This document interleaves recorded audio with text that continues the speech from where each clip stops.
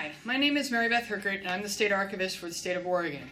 Thank you for giving me the opportunity to talk with you today, although remotely, about Oregon's records management solution.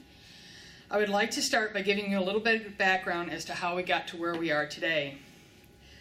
To say that the problem of managing electronic records is relatively new is a gross understatement. What we can say is that for the better part of 15 years, we, the Archives and Records Management community, as well as the information technology community, have for some reason or another deferred the problem. It doesn't surprise me that the statistics quoted by Julia state that more than 60% of state archives have done little to nothing about managing electronic records. Ask all 50 state archives, and I can guarantee that 100% have a backlog for managing their paper records in their holdings. It also doesn't surprise me that few archives have a working relationship with their IT departments, agency CIOs, or state CIO. For example, in 1995, then State Archivist Roy Turnbaugh, myself, and a representative from the state's Department of Justice tried to manage email by defining how email could be used. For example, email could be used for routine messages, and anything of substance would have to be sent as an attachment, thus keeping the official copy of the record outside of the email system. Unfortunately, no one, including the IT community, saw the need to manage such a small amount of email. By 2001, the problem of what to do with the ever-increasing volume of email and now electronic records were haunting the state's information systems directors and made the job of ensuring compliance to the state archives' retention schedules and archival policies cumbersome, confusing, and time-consuming. Most still don't understand what an archivist does. We get blank stares, descriptions of archaic figures deeply entrenched in dark, damp storage areas surrounded by paper with fingerless gloves, totally devoid of technology, or my favorite all-time response, an anarchist. And the IT community is seen as the techies speaking their own language. Unfortunately, this has resulted in little and in some cases no communication between archivists and IT professionals.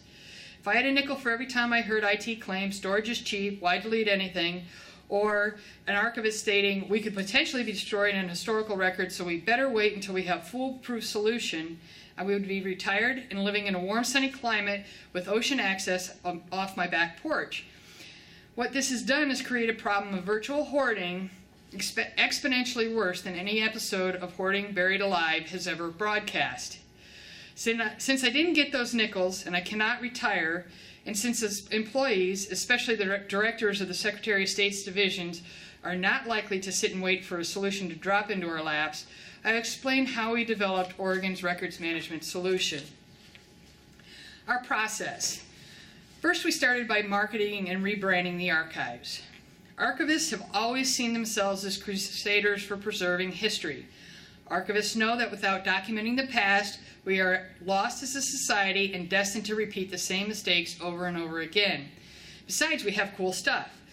How neat is it to see the first state computer or your state's constitution? However, how can the fact that we preserve history and have cool stuff be argued at the same level as children starving, or school years shortened, or releasing criminals, and so on and so forth, in these budgetary times?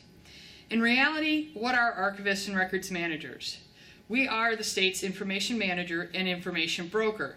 If we do our job well, we hold government accountable and make it more transparent and accessible. Only the state archives and records managers know what information every state and local government entity has. In reality, we are relevant, even in these tough budgetary times. By no means am I suggesting that history is not important, but what is more important is that we are the key to the front door that unlocks how government works. Managing information on the front end.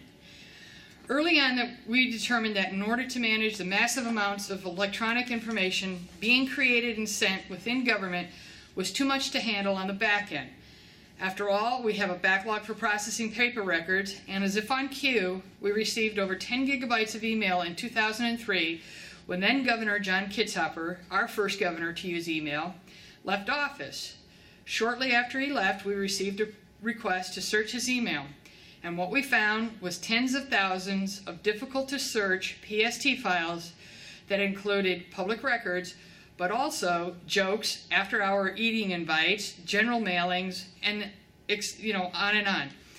Once again, we would be stuck weeding through the 98% trash non-public record emails to find the relevant few emails that had some historical merit or even fit the description of a public record. This alone made our decision to manage electronic records on the front end a no-brainer. A statewide system for all to use. It was always our intent to have a single statewide system that all state and local government agencies could use, taking advantages of economies of scale. However, this was a tough sell to agencies because of the high cost of the software, hardware, and resources needed to implement. In 2003, a state agency in Oregon was found in contempt of court for failure to comply to a public records request. The cost to the agency, $2.5 million. Next, an Oregon city failed to produce the requested records relating to another public records request, costing them upwards of $1 million in fines and attorney's fees. Once again, the state archives tried to get the state to invest in a statewide electronic records management system, and once again were denied the request primarily because of cost. By 2007, the state archives knew something had to be done to manage the growing electronic records problem and decided to take a different tact. This time we went to the state legislature only asking for an appropriation to implement electronic records management system in the Secretary of State's agency, of which the Archives Division is part of, and with the ultimate goal of possibly implementing statewide the system if the process worked internally. The legislature approved funding, and we selected HP Trim, then Tower Trim, to use as our electronic records management solution for two reasons. One, it worked with GroupWise, which was our email system at the time, and it was the most end-user friendly system that we had looked at. It didn't hurt that it was also the least costly product either. As we were implementing HP Trim in-house, we began looking at how we could use the system statewide. The goal of the statewide implementation was to provide effective and affordable electronic records management systems to all state and local government entities, including the smallest cities and special districts. Ideally, we wanted to keep it in-house, but could never get to a price point that was cost-effective. Establishing relationships. We've worked hard to develop relationships with our agency CIO, Julie Ruthin, and the state CIO, Dugan Petty, and the attorneys from the Department of Justice, and together came up with a software as a service model where a private sector vendor would provide the hardware and the software for the management of public agency records. Now, for my state archivist counterparts, my relationships with both Julie and Dugan didn't just happen.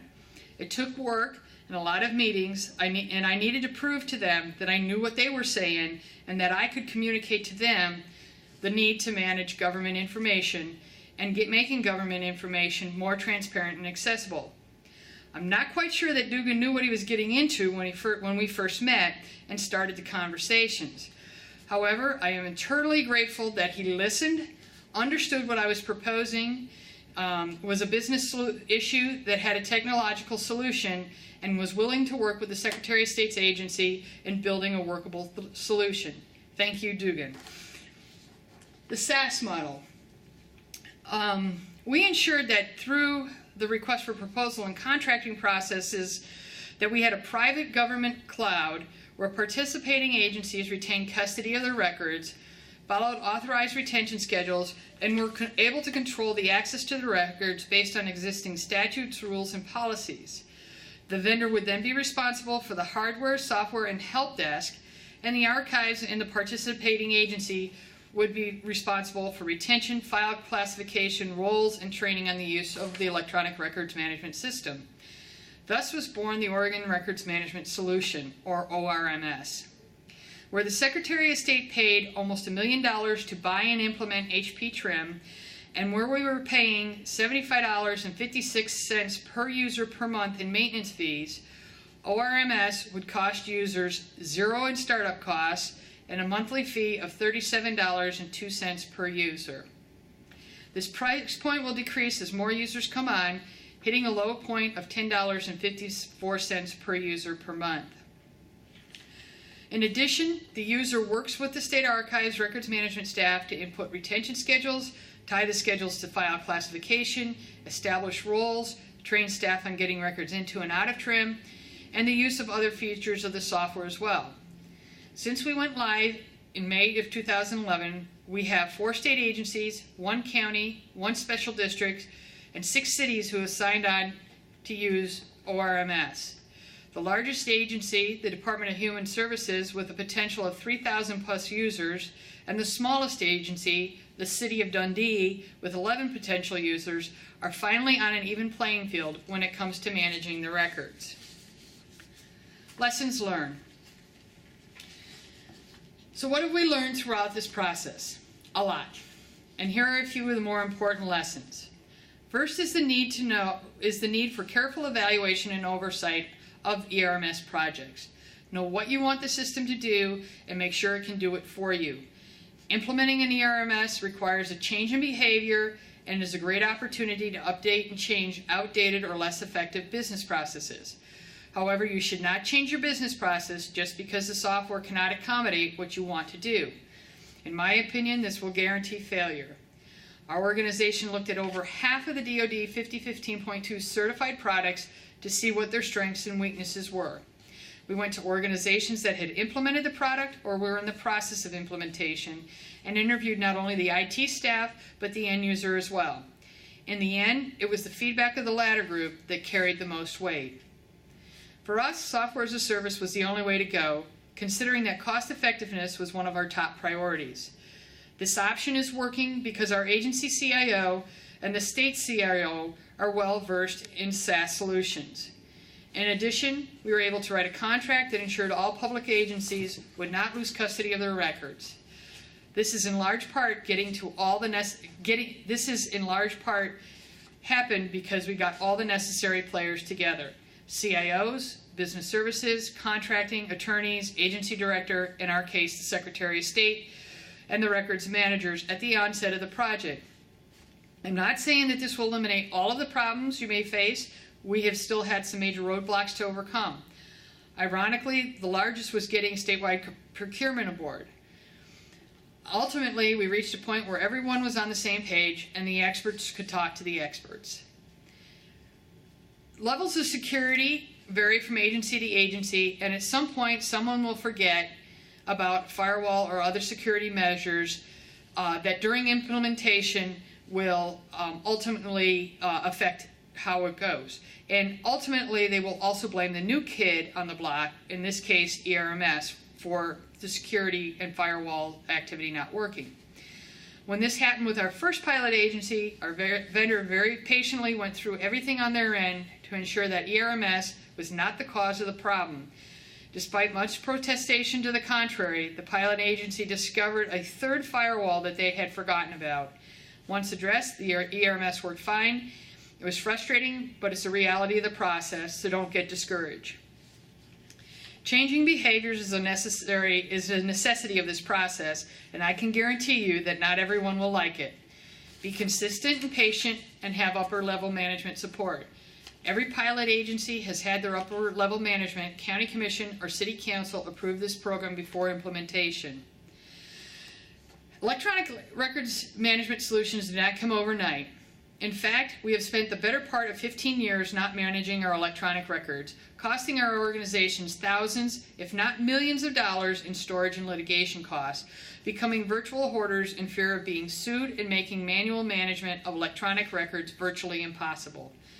Fortunately, after many years and much hard work, the Oregon State Archives has come up with a solution that holds great potential for all of our public agencies. What are our next steps? Well, we would like to see all public agencies in Oregon take advantage of ORMS and open up its use to other states wanting to take advantage of the work we've already done. We would especially like to see all of our elected officials, such as the governor, in our ERMS system, and we are planning on getting him in this year, that office in this year. Regionalization. Why does every state need to have a digital archives or a records management solution? We are currently working with the state of Washington to test the regionalization theory out with the help of an NHPRC grant. Oregon would manage records from creation until final disposition, and the Washington Digital Archives would manage those records with a permanent retention. The Oregon Archives Division has focused its electronic programs on managing records from creation until final disposition with the successful implementation of ORMS. And we are currently managing our agency's permanent electronic records within the ERMS system. Our strength is currently the management of the day-to-day records retention and disposition, while the Washington State Archive's strength is their digital archives. If the proof of concept works out, then Oregon and Washington would enter into an intergovernmental agreement to solidify the arrangement, and hopefully this will allow other states to follow suit. In conclusion, the costs associated with implementing an ERMS can be expensive. However, they are significantly less than what the costs are for going to court for failing to comply or properly manage electronic information. The courts have been very consistent in their rulings around electronic records, and the failure to manage them has been met with stiff penalties and fines. In addition, the ad hoc storage systems that we currently see are costly and do not provide insurance that electronic information is being disposed of according to authorized retention schedules, or that is being migrated forward when hardware and software change, leaving us to store information we can't even access. Therefore, by implementing a system such as ORMS, we will help the state realize savings associated with the cost of information storage, mitigate the risks associated with keeping records past their authorized retention period, and will identify and preserve our historical records. Thank you, and if you have any questions, you can feel free to contact me at the address listed on the slide, or you can talk to Dugan if he's there at the conference about his role in getting us set up with the Oregon Records Management Solution. Thank you.